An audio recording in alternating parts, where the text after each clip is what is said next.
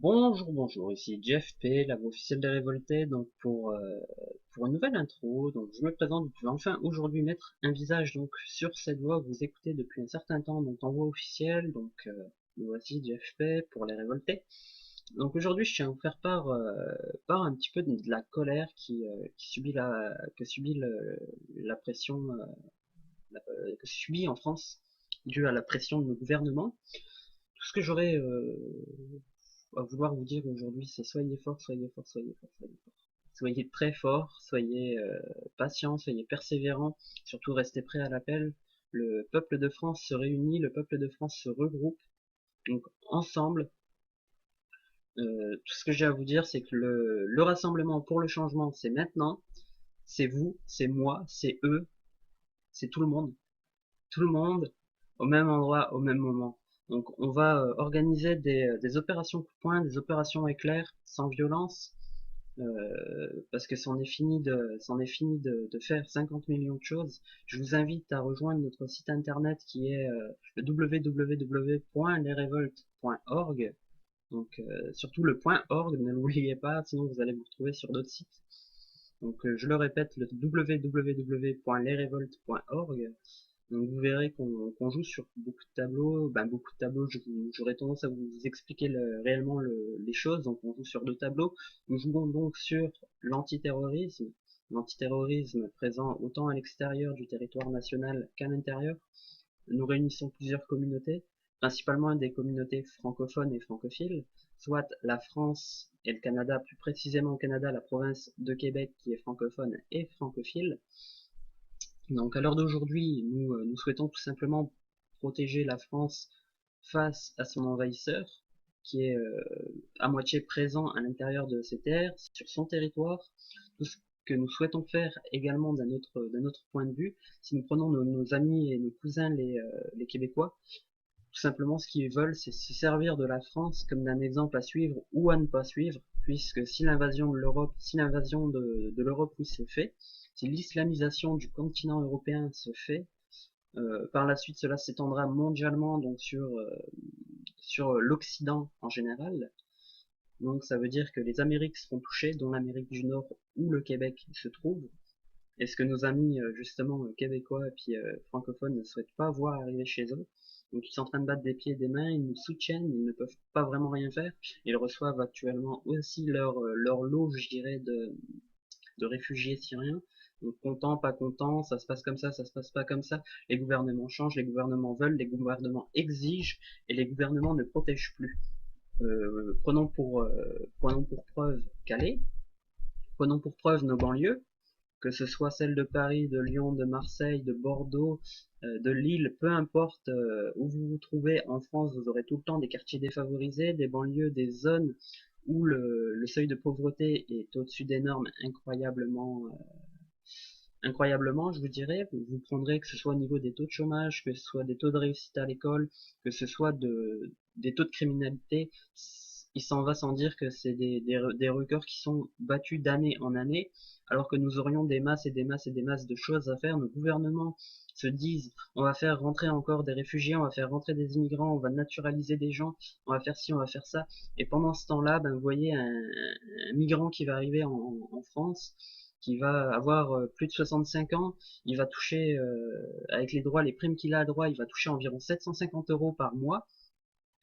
Et rendez-vous compte que nos gens qui ont travaillé pendant plus de 40 ans, qui ont cotisé pendant plus de 40 ans, ont droit à une retraite qui parfois est vraiment absurde parce que ça frôle le ridicule.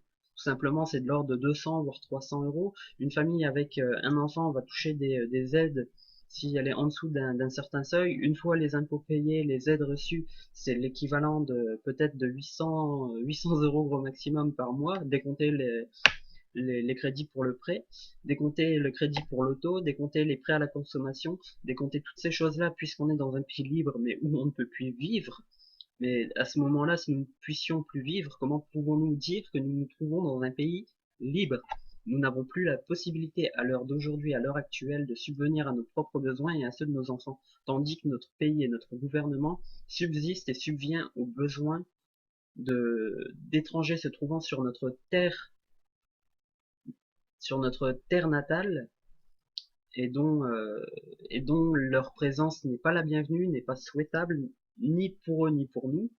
Tout simplement, ce n'est pas des propos xénophobes, ce n'est pas des propos racistes, c'est juste qu'en termes de loi, en termes de légalité, ces personnes-là ne sont pas les bienvenues sur notre territoire. Je pourrais très bien utiliser d'autres termes, j'ai envie d'utiliser ceci simplement pour marquer vos esprits. Ce n'est pas des propos racistes, ce n'est pas des propos xénophobes, c'est des propos laïques, et c'est aussi légal dans le sens que allez devant un tribunal et demandez-leur, ils vous diront exactement la même chose. Ces personnes-là ne sont pas souhaitées ici parce que la loi les y interdit, tout simplement.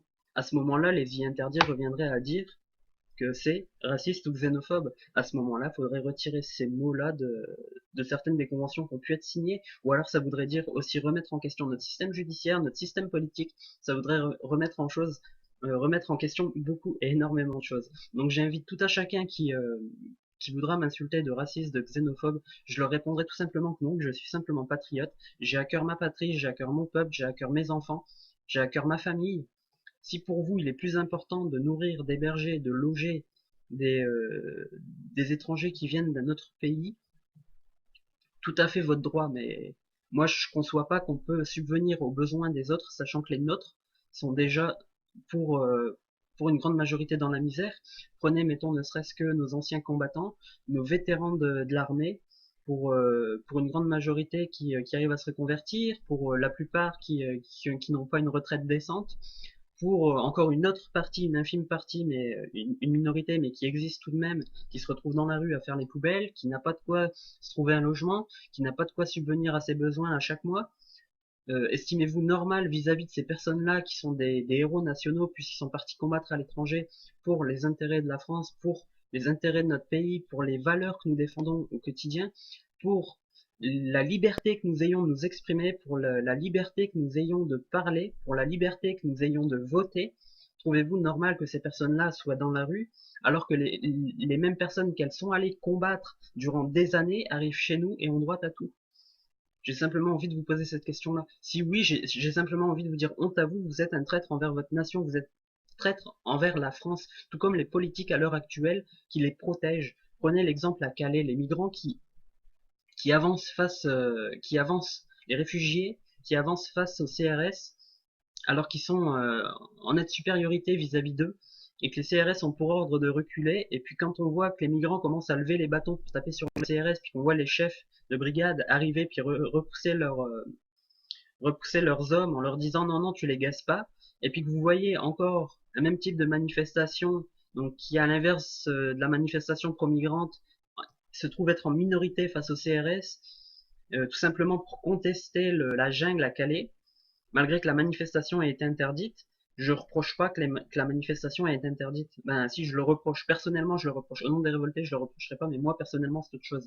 Moi personnellement, je vais le reprocher, oui.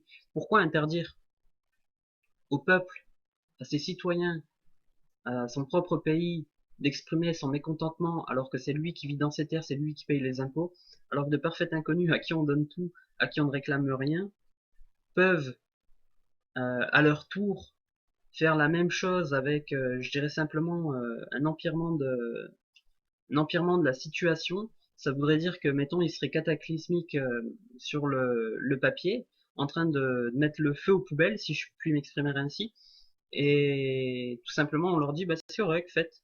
Et puis que le peuple de France qui paye des impôts et tout ça, qui lui se fait enfermer, qui se fait taper à coups de matraque, qui se fait gazer à coups de lacrymo, bombe au poivre, j'ai envie de dire c'est pas normal, c'est de la dictature. C'est de la dictature. Rendu à ce point-là, c'est de la dictature. On veut nous enlever notre liberté d'expression, on veut nous enlever nos droits civiques fondamentaux. On nous dit ben votez, mais voter pour qui? Voter pour quoi? À l'heure d'aujourd'hui, à quoi ça sert? Nous aurait-on donné le droit de vote pour tout simplement nous dire vous n'êtes plus en monarchie? Quand vous entendez un certain Manuel Valls dire si en 2017 le FN passe au pouvoir, ce qu'on va faire c'est qu'on va faire un coup d'État, on va renverser le FN, on va le dissoudre et puis on va garder le pouvoir en place. Qu'est-ce qu'il compte faire? Il compte instaurer une junte militaire en place avec son coup d'État. C'est quoi juste le problème? Nous sommes citoyens, nous sommes français. En 1789, nous nous sommes battus pour obtenir certains droits, nous nous sommes battus pour nous défendre, pour refléter notre réelle opinion de la France, nos valeurs, nos convictions. Et à l'heure d'aujourd'hui, simplement parce que des bobos gauchistes l'auraient décidé comme ça, on devrait se taire, s'abaisser, s'apitoyer sur notre sort, nous laisser crever dans les rues, pendant que d'autres marchent dans notre sang. Le sang impur qui est ici en France, c'est pas le nôtre. Nous sommes des pures souches. Nous ne devrions même pas avoir ce comportement-là. Ce n'est pas encore une fois de plus ni des propos racistes ni des propos xénophobes. C'est des propos patriotiques et c'est notre gouvernement qui nous amène à parler de tel. Je mène le combat que je mène, c'est pour éviter que j'ai le sentiment que j'ai toujours dit. C'est eux qui ont voté pour ce con-là qui seront les premiers à se plaindre. Aujourd'hui, j'ai pas envie de me plaindre, j'ai envie d'agir. Je ferai pas comme la majorité d'entre vous qui se diront, je veux pas faire les choses. Je vais me plaindre, j'ai voté ça, puis je vais me plaindre, je vais dire que je l'ai pas voté, que j'ai voté le contraire. Puis au final, on se retrouve avec des gens qui se disent en majorité, j'ai pas voté pour lui, j'ai voté pour lui. Mais bande d'hosties, qu'est-ce que vous foutez là? Portez vos couilles un petit peu, on est français ou on l'est pas là? C'est quoi votre hostie de problème? Expliquez-moi là, parce que je comprends pas vraiment ce qui se passe. Vous prenez des gants avec des gens qui vous rentrent dedans à coups de bouclier, à coups de matraque? Vous avez peur de quoi au juste? Vous avez peur de vous faire enfermer? Vous avez pas l'impression en France d'être dans une prison à ciel ouvert? Vous avez pas l'impression d'être sur le Titanic? Un bateau qui lentement coule, coule, coule, coule. Calais, c'est quoi au juste? C'est juste une porte d'entrée. Qu'est-ce qui va se passer une fois que la porte sera défoncée puis que les murs se seront agrandis? Ou plutôt rétrécis, puisqu'ils vont se casser, donc ils vont rétrécir. Que va-t-il se passer? Expliquez-le-moi. Calais va être complètement pris d'assaut. Calais va se transformer en Pas-de-Calais. Puis le Calais, devenu Pas-de-Calais, se transformera-t-il en Nord-Pas-de-Calais? Et ensuite, ce sera quoi? Ce sera l'accès vers la Belgique, qui, je pense, est déjà pas mal contaminée par ce fléau. Ce sera quoi ensuite? Ce sera les régions avoisinantes qui seront touchées. Que se passera-t-il?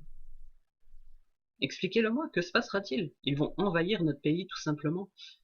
Le problème de cette action-là n'est pas le fait que nous fassions envahir, même si ça l'est un réel problème, mais c'est qu'en plus de cela, parmi tous ces migrants, parmi toutes ces personnes, se dissimulent aussi des terroristes de Daesh, d'Al-Qaïda, d'Al-Nosra, peu importe quelle branche, que ce soit les branches syriennes d'Al-Qaïda, que ce soit de l'État islamique, peu importe, il y aura toujours des groupes terroristes, et parmi les migrants, il y aura toujours des terroristes. Et ça, c'est un fait sûr, prouvé et avéré, c'est scientifique.